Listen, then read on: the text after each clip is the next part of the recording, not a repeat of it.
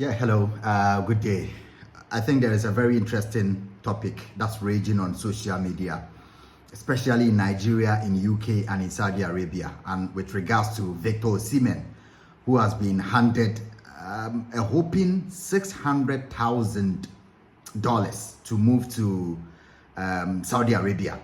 That's per week, 600,000 per week, and it's accumulating to around $30 million. $30 million per annum, and they are signing him for 4 years. So 30 times 4, and you already know you're around 120 million. And this is an amount that Victor Osimhen himself has never ever had since he started playing football, not even at the height of his career. Possibly this is the height of it, but how many footballers in this world are going to earn an amount of 25 to 30 million dollars a year? That is like 6 years or 7 years for Osimhen playing for Napoli now. To earn $30 million in a year, you should be among the top earners, top 2% earners in the world. And that's what the Saudi Arabian club has prepared for Victor Osimhen. I've seen so many arguments, but I always say, I used to be, sometimes I used to criticize footballers. And that's like 12, 15 years ago, when they started moving to China but then it wasn't too intense. I wasn't too vocal or critical about it, but I used to ponder why they would leave all the fame and competitiveness of football in Europe and go to China.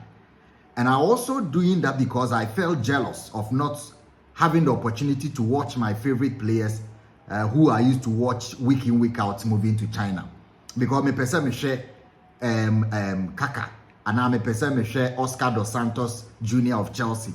Then all of a sudden, Oscar is not there again. He's moving to China. I will feel sad, and so I will tend to criticize or misunderstand the decision to move to Saudi Arabia. That's exactly what's happening with people now. But what I say, my opinion, a lot of people will disagree, and that's what I like.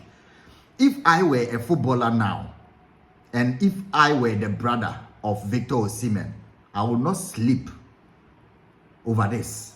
There will not be any contemplation over this. I will move, pack bag and baggage, and move to Saudi Arabia. Why? I will not even listen to the offers from Chelsea, which is in the region of like a quarter, or not even up to a quarter of what the Saudi Arabians are offering. I will. Even if it is half, I will go for the one that will amount to a full year service or 6 month service of what Chelsea is offering for a full year. My reasons are very simple. I have come now after 15 or 16 years of misunderstanding footballers or sportsmen. I have come to understand life better. I have met many more footballers in real life. I have met many more footballers and befriended them, become family. And I have understood life is not as we see when we sit behind the TV, that we want them to don our favorite club jerseys and play. No. Victor Osimhen, as we see him now, will well be above the age that they cite if you want to be the typical African who doubts, because that has been the concept now. That has been the trend. If Victor Osimhen is 25 years now, granted.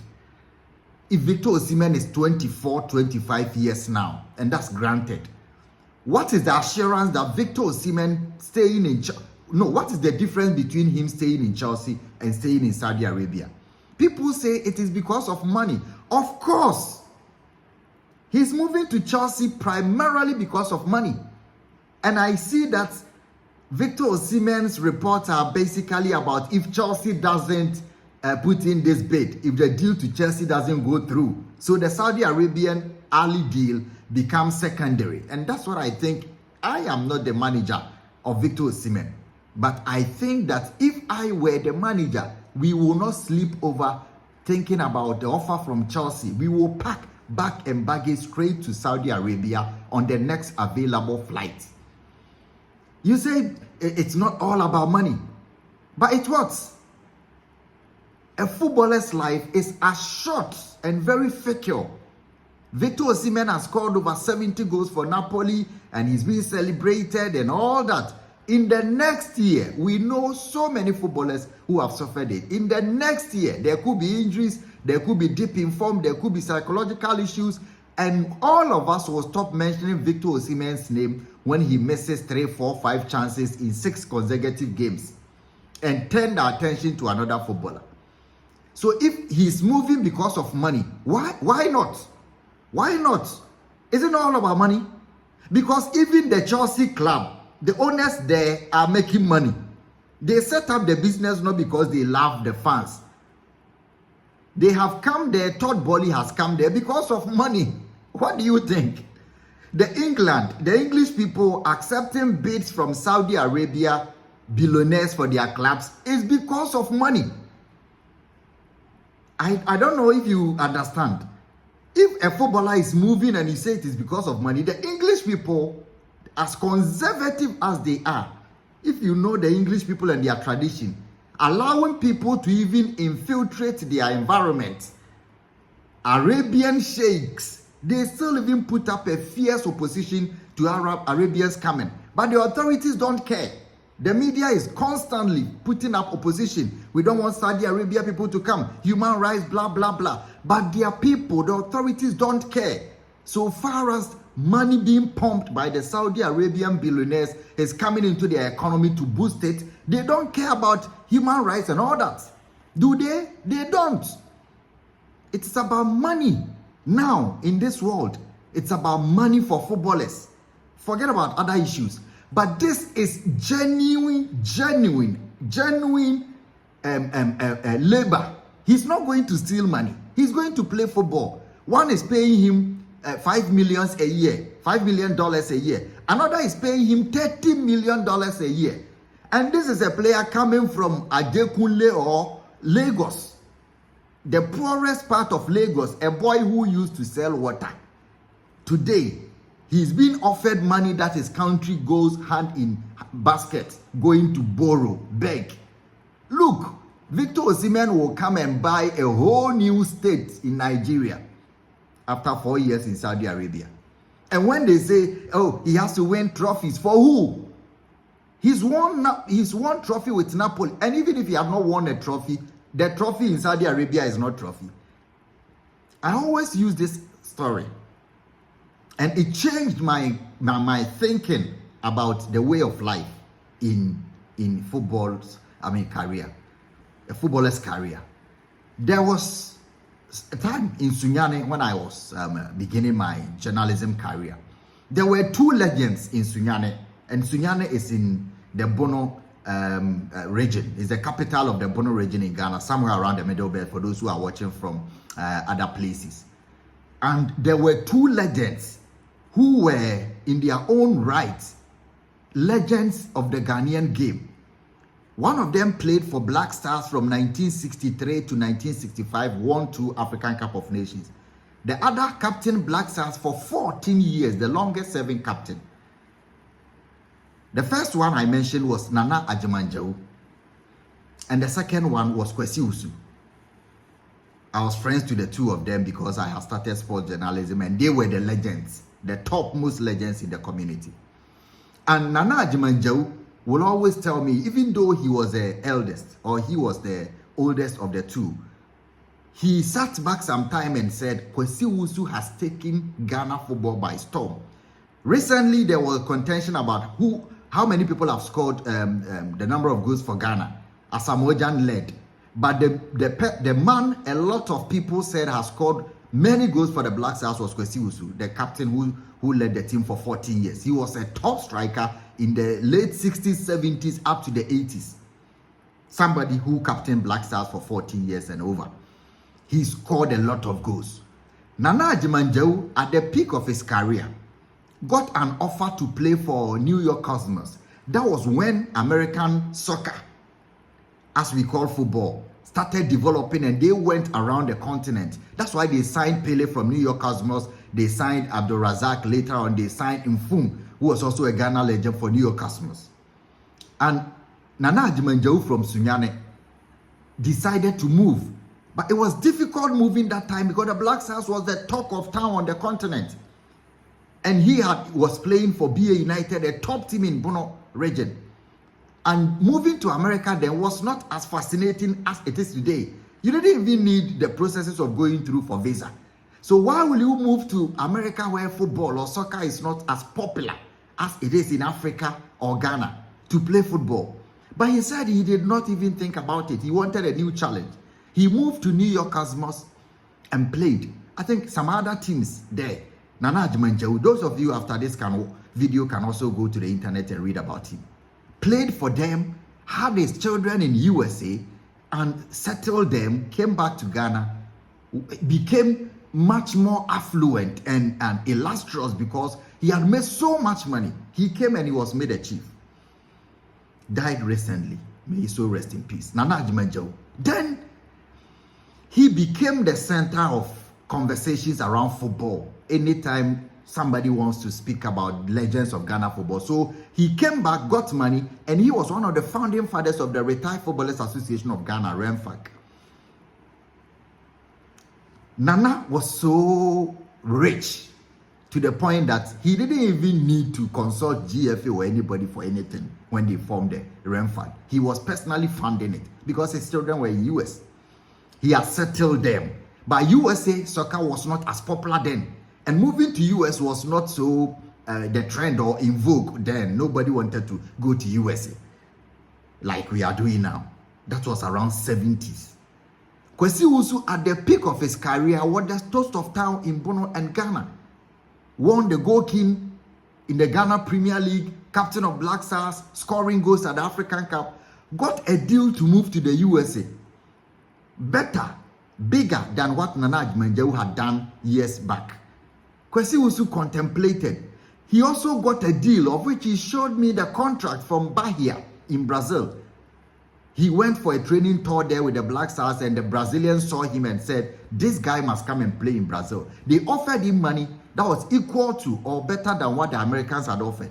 But he came back and said, how can the Black Stars captain go to Saudi Arabia or say go to America or go to Brazil? There's no need as the Black Stars. He stayed in Ghana. The following year, he was injured. That was the end of his career. He was not on top of his game again. But when you go to Sunyane, everybody knows that the best of the two or the better of the two between Nana Adjumanjewu and Kwesi Wusu was Kwesi Wusu, of course. But their conditions was very evident. At a point, Kwesi Wusu had to beg the military government to give him one room apartment that they had built as estate for workers in Sunyane because of his service. And he struggled before it was given to him. Nana Adjumanjewu was settled, was far settled. I use their examples because these are people I have personally known. This was like 50, 60 years ago when the deals were offered to them.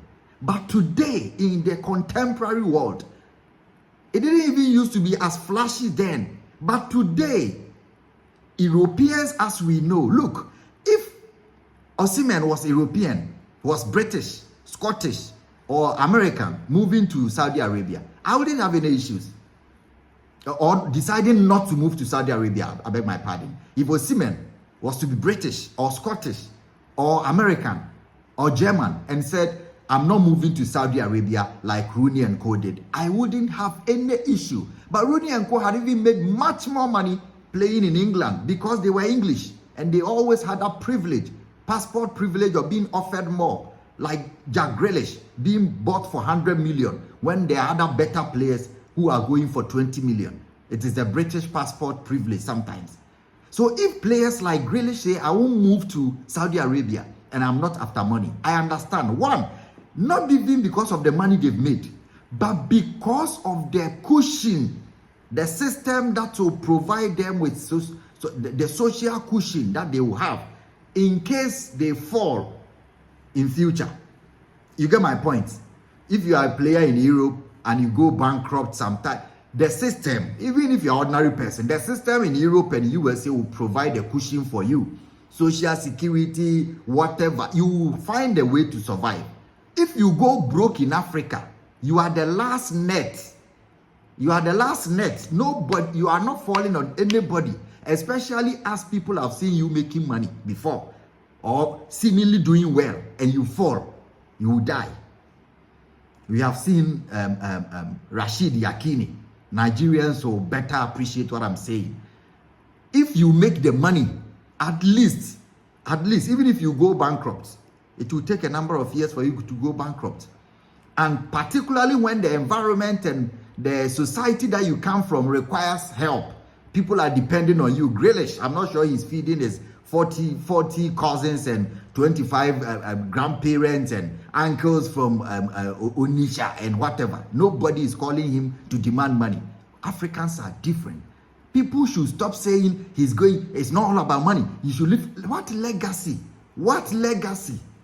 What is legacy?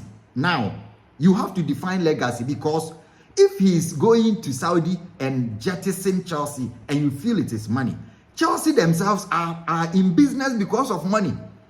So somebody looking for money cannot come and preach morality about money to someone who decides to jettison them. If you are an African player and you decide that there are offers, there was one for Kudus and people, he has to stay at West Ham. I don't care. I don't care. Don't talk about patriotism to these footballers. I don't care. If they can. And Kante went to Saudi Arabia and came to the French national team. Aymeric Laporte went to Saudi Arabia and is playing for the Spanish national team on top form. Or the French national team, the invitation is coming. Spanish national team, invitation is coming. There are players there who have come back and played for their national teams. What is patriotism? And you have to serve your country. Kudus has to be on form. Osimhen has to be on form. Shut the mouth up. You know what these boys go through? No, every week, Osimhen, every week, $300,000 or $600,000. Every week, he can buy 20 new set of houses.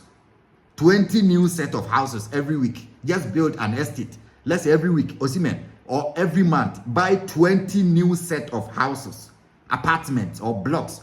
Just buy them every week, or start construction. Hire more Nigerians into construction. Find out from Dangote and Co. This is the money you have. What should you invest in? Because Europeans don't want to invest the kind of money Saudi Arabians are investing. Because Europeans want to be prudent with their finances. That is prudence to Saudi Arabia. How much they are spending is prudence in terms of their financial wherewithal or their capacity. It's like somebody having $1,000, spending $200 on groceries. Somebody having $100,000, spending $2,000 on groceries. It depends on the depth of your finances. Cut these players the talks, plenty talks and criticisms of they are looking for money. Manchester United's new owner, why did he invest in the club? What's he looking for? So if a player demands 100 million and he won't pay, and he goes to Saudi Arabia and say the player is looking for money, what is the Manchester United owner looking for? What is Todd Boehly looking for in investing in Chelsea? Charity. What is Arsenal's owners looking for? They are all looking for money. I don't want to watch Osimhen at Chelsea. If I see him, I have tweeted a couple of times that he will fit the Premier League. I didn't know that there will be an offer from Saudi Arabia. The kind of life he's gone through and sold water on the streets, he needs to change. This is genuine generational wealth. You have played for Napoli. That is where they saw you. Go.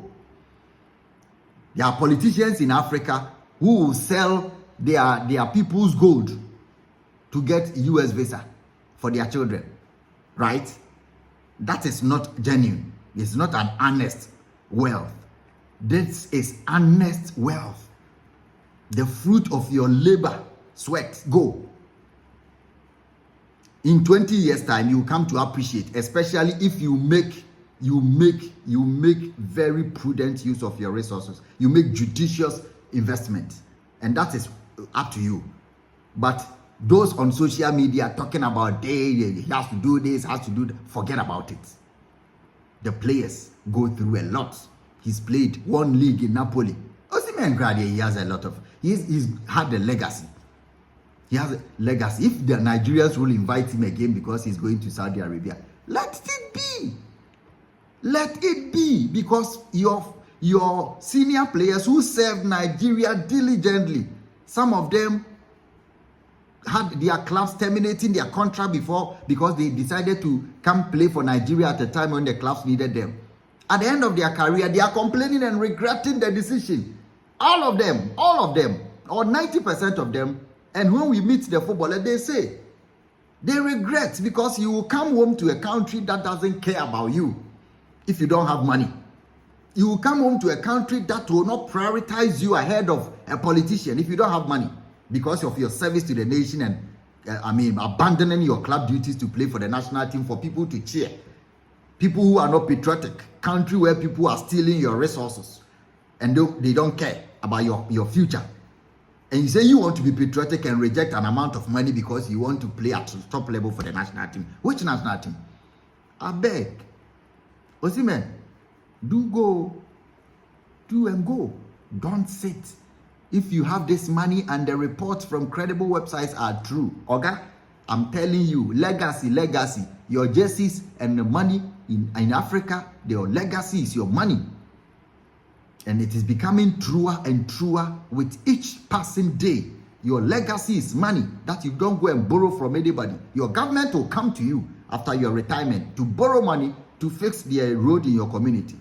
Sadio Mane went. He's silent. We are not watching him week in, week out, but he is watching himself. He knows what he's saving. A lot of people will go. Don't sit there, you want to win AFCON for Nigeria. You want to win this, win trophy and captain Nigeria. Just got away.